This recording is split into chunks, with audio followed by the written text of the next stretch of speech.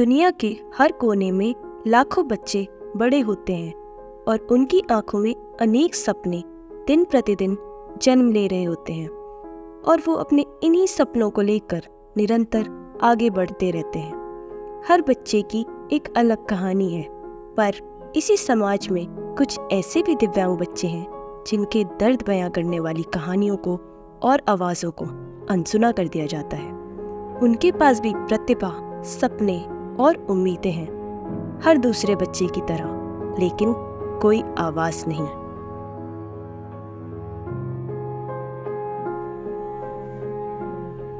ये बच्चे सिर्फ सहानुभूति से ज़्यादा के हकदार हैं। ये भी दूसरे बच्चों की तरह समान अवसर, पहचान और मंच के हकदार हैं। इस पहल के जरिए हम उन्हें भी वह मंच दे रहे हैं, ये सुनिश्चित करने के लिए कि उनकी आवाज़ों को सिर्फ सुना ना जाए, बल्कि उनकी समस्याओं का समाधान भी किया जाए।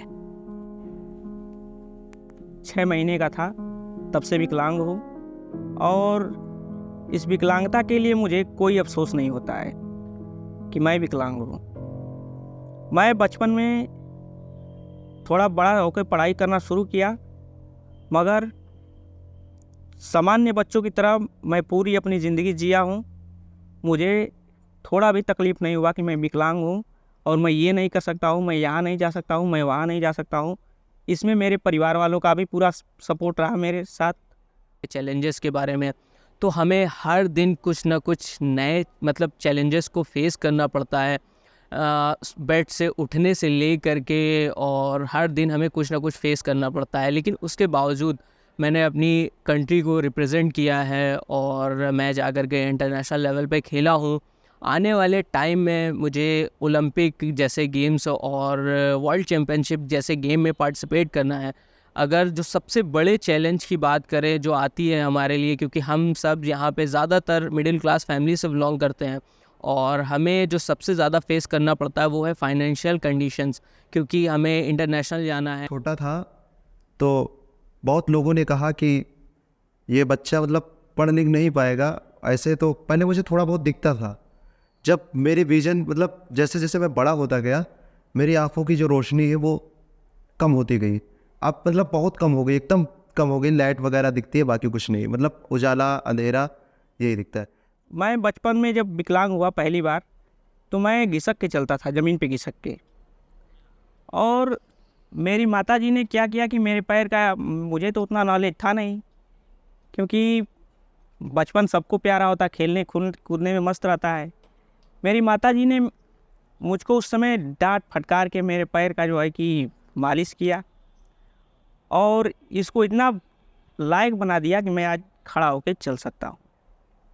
और मुझे उम्मीद है कि मैं अपने माताजी की सलाह से ही ये कैलीपर से चलता हूँ। लाइफ में मैं टीचर बनना चाहती हूँ। हाँ, मेरी एक टीचर थी, उन्होंने मुझे बहुत सपोर्ट किया था। जब मेरे पेरेंट्स ने मुझे छोड़ा था हॉस्टल में, तो मेरे पेरेंट्स भी नहीं रह पा रहे थे, हम मेरे बिना, और मैं भी नहीं रह पा रही थी। तो मेरे पेरेंट्स ना उन्हीं के भरोसे मुझे छोड़ के गए थे कि मैम आप ही देखिएगा। उन्होंने मुझे मेरा बहुत सपोर्ट किया, एकदम अपनी बच्ची की तरह ही रखी थी। एक रहते हैं VI जो बच्चे देख नहीं सकते हैं, एक बच्चे, और वो बच्चे रहते हैं HI जो सुन नहीं सकते हैं, और एक कैटेगरी होती है OH जो कि चलने फिरने से संबंधित इनको समस्या रहती है। ट्रैवल करने में अगर कहीं अकेले जाना पड़ता है तो थोड़ा दिक्कत होती है। और पढ़ाई में जैसे अगर कोई प्रिंट वाले लिखा हुआ पढ़ाना रहे तो थोड़ी दिक्कत होती है, क्योंकि मुझे दिखाई नहीं देता तो पढ़ने में थोड़ी दिक्कत होती है, तो किसी से हेल्प लेना पड़ता है। ब्लाइंड के लिए टीचर का सपोर्ट बहुत ज़रूरी होता है, क्योंकि देखिए ब्लाइंड अगर है तो उसे काफ़ी चीज़ें आवश्यकता होती है, क्योंकि उसे देखिए टटोल के पढ़ना होता है, चलने फिरने के बताने की मोबिलिटी सब सिखाई जाती है। तो इसलिए डिप्लोमा जितने टीचर हमारे हैं सब मुझे सिखाते हैं, मैम बताते हैं VI को कि कैसे चलना है और कैसे आपको क्या करना है, कहाँ जाना, कहीं जाना हो तो आपको कैसे जाना है, स्टिक से चलना है, ये सब सब चीज़ें सिखाई जाती हैं मैम यहाँ पे मुझे। VI बच्चे भी इंडिपेंडेंट होकर चल सकते हैं, लेकिन वो एक क्लियरिटी नहीं आ सकती जो नॉर्मल में हो सकती है, वो VI में एकदम से नहीं हो सकती। दैनिक जीवन में बस ये थोड़ा रोड वगैरह क्रॉस करने में, कहीं आने जाने में थोड़ी समस्या होती है। जब मेरे घर वाले मुझे सपोर्ट कर रहे थे तो समाज भी मुझे सपोर्ट कर रहा था। समाज के बाद मैं इंटर करके मैं यहाँ आया। यहाँ पर जब मैंने स्टडी की तो यहाँ पर तो सारा सामान्यता है ही है, तो ऐसा तो मुझे कहीं नहीं फेस करना पड़ा। हाँ, लेकिन कहीं ना कहीं एक्सेसिबिलिटी को लेकर के करना पड़ता है, क्योंकि ये मेरी यूनिवर्सिटी है, ये पूरी बैरियर फ्री है। मुझे 3rd फ्लोर पर भी जाना होगा, मैं रैंप से जा सकता हूँ। लेकिन अगर मैं अपने शहर की बात करूँ या अपने देश की बात करूँ तो मुझे जाना होता है तो बहुत ज़्यादा प्रॉब्लम्स आती हैं, क्योंकि मैं खड़े होकर नहीं चल सकता, मैं सीढ़ियों पे नहीं चढ़ सकता। तो ये सारी चीज़ें हमें फेस करनी पड़ती हैं। जो भी अपॉर्चुनिटीज़ हो सकती हैं सामान्य बच्चों के साथ में, निबंध लेखन प्रतियोगिता है, ठीक है, भाषण प्रतियोगिता है, चीज़ें हो सकती हैं, गतिविधियाँ सामाजिक, राजनीतिक या कह लीजिए शारीरिक, खेल कूद से संबंधित। हमारा प्रयास होता है कि इनको जो है वहाँ से जोड़ा जाए और बच्चे समावेशित हो सके, समाज इनके बारे में जान सके और ये समाज के बारे में जान सके, और बहुत हद तक सफल भी है। तो एक सामान्य सी बात हो गई जो लोग जान रहे हैं, क्योंकि बढ़ती हुई तकनीक के, विकसित होती हुई तकनीक के जो दृष्टिकोण से अब कुछ भी मतलब बहुत कठिन नहीं रहा जो पहले हुआ करता था। तो क्रिकेट खेलते हैं, और एक फेमस खेल है जीके, जिसको हम लोग खिलाते हैं। मैडम, बच्चा कक्षा 1 में से लेकर के 12 तक हमारे यहाँ अध्ययन करता है। उस बीच में एजुकेशनल प्रोग्राम के साथ साथ खेल कूद प्रतियोगिताएं, जैसे हमारे कई बच्चे नेशनल लेवल पर ब्लाइंड क्रिकेट खेलते हैं, खेल चुके हैं। उसी तरह से अंतर्राष्ट्रीय स्तर पर कई बच्चे हमारे यहाँ जूडो प्रतियोगिता में प्रतिभाग किए हैं, पुरस्कार भी जीते हैं। हमारे यहाँ से पढ़ा हुआ बच्चा कमल शर्मा राष्ट्रपति पुरस्कार जीता है, कई स्टेट अवार्ड भी बच्चे हमारे जीते हैं। तो हम उनको पढ़ाई के साथ साथ फिजिकल एजुकेशन, खेल, अन्य विभिन्न प्रकार के सांस्कृतिक कार्यक्रमों आदि में प्रतिभाग कराते हैं। देखिए, अगर एक एथलीट्स की बात की जाए तो उसका मान सम्मान उसके देश से जुड़ा होता है, और वो चाहता है कि वो अपने देश के लिए खेले और मेडल लेकर के आए।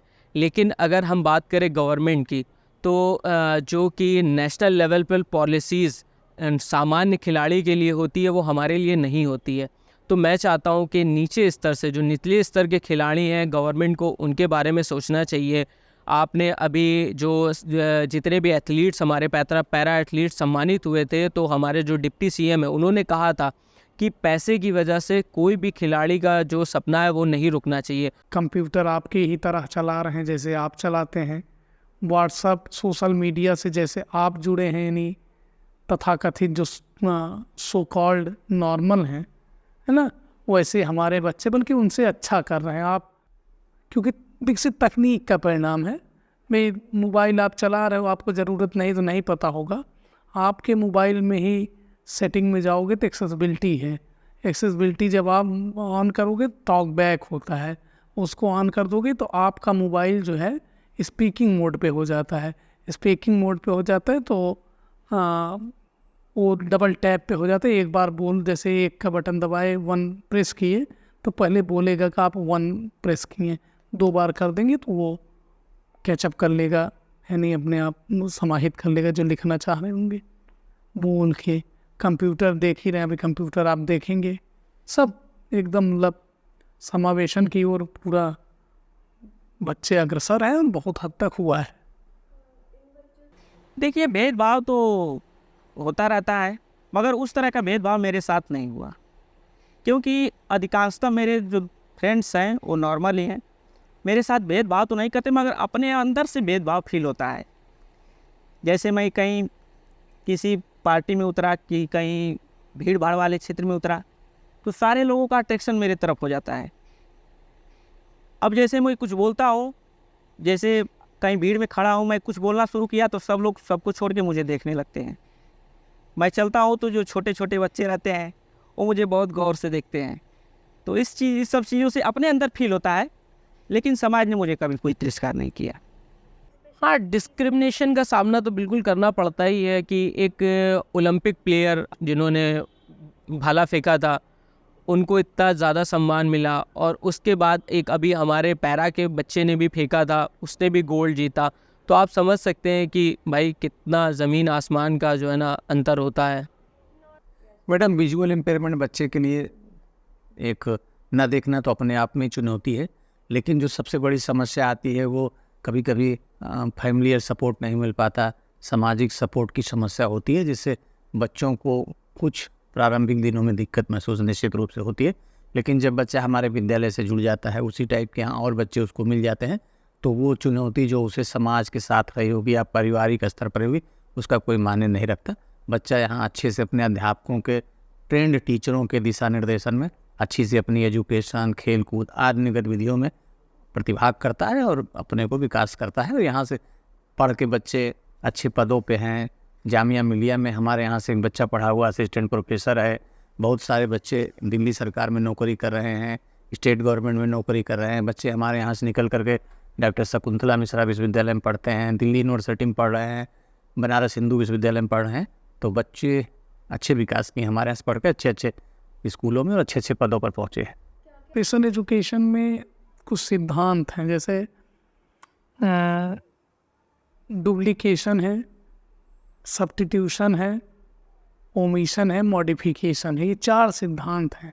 इन चारों सिद्धांतों जहाँ जैसी ज़रूरत हो उसका उपयोग करते हुए इन्हें हम शिक्षा देने का काम करते हैं। मान लीजिए कोई डायग्राम है तो इनको इम्पोज फॉर्म में उसको डिज़ाइन करके हम समझाने का काम करते हैं। नहीं, जैसे मान लीजिए धान है, धान का कॉन्सेप्ट आप देख के जान गए हो, हमारे बच्चे को हमको उसको स्पर्श करके उसको दिखाना पड़ेगा ये चीज़ ऐसे होती है। धान का कॉन्सेप्ट संप्रत्यय ये है। चुनौती ऐसा शब्द है जो कि सामान्य लोगों के जीवन में होता है, कोई इन्हीं के उसमें नहीं है। चुनौती कहने का मतलब है कि कोई बड़ी बात नहीं, चुनौती से लड़ना अच्छी तरह से आना चाहिए, आता भी है। बच्चा जब हमारे यहाँ मैडम आता है तो एजुकेशन के साथ साथ हम उसे ओरिएंटेशन, मोबिलिटी सिखाना, डेली लिविंग स्किल सिखाना, कि जिससे बच्चा, छोटा बच्चा जब आता है तो अपने दैनिक कार्य को आराम से कर सके, वो आराम से पूरे कैंपस में टहल सके। पूरा कैंपस हमारा दृष्टि दिव्यांग बच्चों के लिए पूरी तरह से इन्वायरमेंट एकदम फ्रेंडली इन्वायरमेंट है। तो इस तरह की कोई समस्या बच्चों के साथ नहीं आती। धीरे धीरे वो सीखते हैं, यहाँ से सीख करके निश्चित रूप से जब समाज में जाते हैं, अन्य विद्यालयों में जाते हैं, तो उसका लाभ पाते हैं। कि 5.5 से 6.5 बच्चे, बड़े बच्चे अपने छोटे जूनियर बच्चों को सिखाते हैं, पढ़ाते हैं। तो होता क्या है कि जैसे ब्रेल वगैरह है तो ब्रेल सीखना थोड़ा सा टफ होता है जब नया बच्चा आता है, या कभी कभी परिवार में सपोर्ट नहीं रहता, थोड़ा बड़ा हो गया और ब्रेल नहीं सीख पाया। तो एक विद्यालय की हमारी अच्छी परंपरा है कि बड़े बच्चे छोटे बच्चों को 1 घंटा की स्टडी क्लासेस 5.5 से 6.5 लेते हैं, और वो उनको उस समय ब्रेल वगैरह अन्य चीज़ें अपने स्तर से सिखाते हैं। इसको उनका अनुभव बहुत ही अच्छा रहा। यहाँ पे जब मैं आया तो बहुत सारे दोस्त मिले और उनसे बहुत ही अच्छी मित्रता है। सब कोई भी समस्या हो तो वो सामने खड़े हो जाते हैं, कंधे से कंधा मिला के हमेशा चलते हैं। वो हम ना तो सहानुभूति की अपेक्षा करते हैं, ना दया की अपेक्षा करते हैं, ना कुछ पाने की, हम सहयोग की अपेक्षा करते हैं। क्योंकि सहयोग, अब जैसे आप हैं, दीपान जी हैं या अमृत्य जी हैं, आप लोग एक दूसरे का सहयोग करते हो ना, सहानुभूति की कहीं भावना नहीं रहती है और दया की भावना नहीं रहती। तो दिव्यांग जगत के लिए किसी के सहानुभूति की नहीं, सहयोग की ज़रूरत है। बस अभिभावक भी सहयोग करें, उनके बच्चे हैं, अभिभावकों में हाँ एक जो थोड़ा सा देखा जाता है, क्योंकि दिव्यांगता थोड़ा सा गरीब परिवारों में, मतलब गरीब का मेरा सेंस है कि लिटरेसी की, साक्षरता की कमी होती है, वहाँ ज़्यादा पाया जाता है, ऐसा सर्वे है। तो उनसे यही ज़्यादा अपेक्षा, हम ज़्यादा ये कहते हैं कि भाई जैसे आपके 2 बच्चे हैं, एक सामान्य है और दूसरा दिव्यांग, तो उस दिव्यांग बच्चे को इग्नोर ना करके अपने सामान्य बच्चे के अनुसार ही उसको समय दो, उसको सहयोग करो, जिससे वो भी आगे बढ़े। समाज में यही कहना चाहूँगा, समाज से यही कहना चाहूँगा कि जो डिसेबल हैं, आपके परिवार में अगर कोई डिसेबल है तो आप उसको कमज़ोर मत समझिए। आप उसको मौका दीजिए, उसको पढ़ाइए, लिखाइए, उसके साथ उसी तरह बर्ताव करिए, उसी तरह व्यवहार कीजिए जो अपने दूसरे बच्चों के साथ करते हैं या समाज में दूसरे बच्चों के साथ जो हो रहा है। क्योंकि हमारा मानना ये है कि इंसान बस दिमाग से डिसेबल हो सकता है, शारीरिक डिसेबिलिटी उसकी कुछ नहीं कर सकती है। अच्छा ये होता है, लेकिन जब आप किसी बड़ी मंजिल की ओर बड़ा वो लक्ष्य निर्धारित करते हैं तो जो नकारात्मकता है उसको दूर रखिए, पॉजिटिव सकारात्मक रहिए, होपफुल रहिए, आशा से परिपूर्ण रहिए। नकारात्मकता जन्म न ले तो बेहतर है। मैं समझता हूँ कि दृष्टि दिव्यांग बच्चा नॉर्मल बच्चे से किसी तरह से कम नहीं है। अगर उसे पढ़ने के लिए अच्छे अध्यापक पढ़ाने के लिए और पढ़ने के लिए सुंदर वातावरण उनके हिसाब का और अच्छी फील्ड मिल सके, अच्छी गाइडलाइन मिल सके, अच्छी यूनिवर्सिटी विद्यालय मिल सके, तो किसी दृष्टि सामान्य बच्चे से हमारा बच्चा कम नहीं है, किसी भी स्तर पर, किसी भी लेवल पर। आप हमारे किसी क्लास में जाइए, एक नॉर्मल बच्चे के 6, 7, 8 की क्लास में जाइए, हमारे क्लास में जाइए, हमारे यहाँ के बच्चे पर, तो देखेंगे कि ईश्वर निश्चित रूप से उसे दृष्टि तो नहीं दिया, लेकिन विवेक और बुद्धि बहुत अच्छी दिया है। तो ये सारी चीज़ें हमें फेस करनी पड़ती हैं। अगर बैरियर फ्री इन्वायरमेंट होगा तो हमारे लिए भी ये दुनिया एकदम फ्लाइंग करने जैसा होगा।